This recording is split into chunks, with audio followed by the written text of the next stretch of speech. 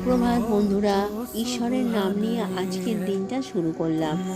আজ দেখো চারিদিকে কুয়াশা, ঘড়ির কাঁটা এখন সকাল 7টা, কিন্তু চারিদিক সাদা চাদরের মতো ঢাকা হয়ে আছে। সামনের মানুষজনকেই দেখা যাচ্ছে না।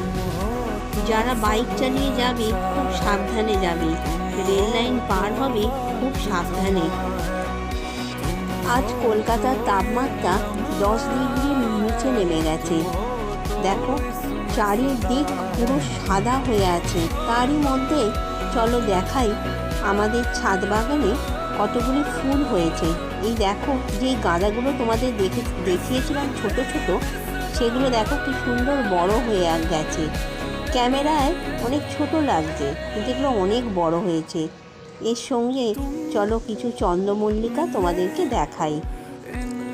দেখো গোলাপি আর হলুদ রঙের চন্দ্রমল্লিকা। ঠান্ডায় সকলে সাবধানে থাকবে। টাটা, সকলে ভালো থেকো, সুস্থ থেকো।